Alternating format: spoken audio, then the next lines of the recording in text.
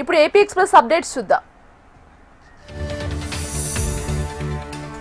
కూటమి తీసుకున్న నిర్ణయంపై చంద్రగిరి వైసీపీ ఇన్ఛార్జ్ మోహిత్ రెడ్డి మండిపడ్డారు. మెడికల్ కాలేజీల ప్రైవేటీకరణపై ప్రజల్లో తీవ్ర వ్యతిరేకత వ్యక్తమవుతుందన్నారు. లక్షల కోట్లు విలువ చేసే ప్రభుత్వ మెడికల్ కాలేజీలను పీపీపీ పేరుతో సీఎం చంద్రబాబు ప్రైవేట్ వ్యక్తులకు కట్టబెడుతున్నారని ఆరోపించారు. ఈ నేపథ్యంలో కోటి సంతకాల సేకరణ కార్యక్రమం విజయవంతంగా ముగిసిందని తెలిపారు.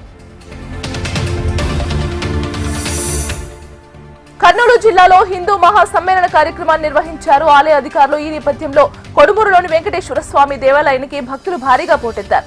సమ్మేళనానికి రామానుజ జిఆర్ స్వామి, ఆదిత్య పరాశ్రీ స్వామి హాజరై ఆలయ పునర్నిర్మాణాన్ని పరిశీలించారు. అనంతరం భక్తులకు ఆధ్యాత్మిక ప్రవచనాలు ప్రసంగించారు.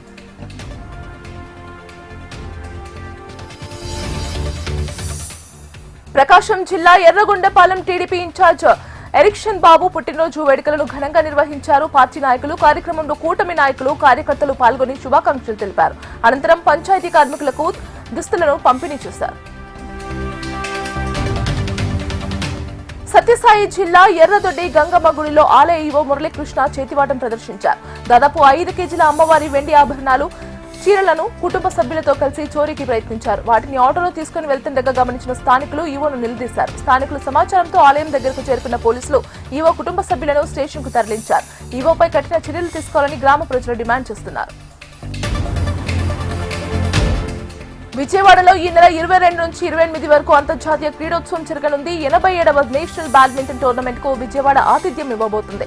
ఇందుకు సంబంధించిన పోస్టులను పార్లమెంట్ సభ్యులు కేశినేని చిన్ని ఆవిష్కరించారు.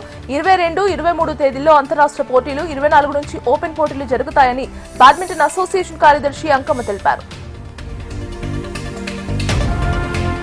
సత్యసాయి జిల్లా గుండుమల కేబీవీ బాలికల పాఠశాలని ఎమ్మెల్యే ఎంఎస్ రాజు ఆకస్మిక తనిఖీ చేశారు. విద్యార్థినులతో కలిసి భోజనం చేసిన ఎమ్మెల్యే మెనూ సక్రమంగా లేకపోవడం, కుళ్లిన కూరగాయలతో వంట చేయడంపై అసంతృప్తిని వ్యక్తం చేశారు. మీ పిల్లలైతే ఇలాంటి భోజనం పెడతారా అంటూ సిబ్బందిపై ఆగ్రహం వ్యక్తం చేశారు.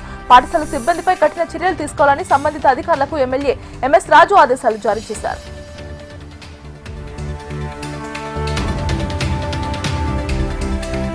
హైదరాబాద్ కేవలం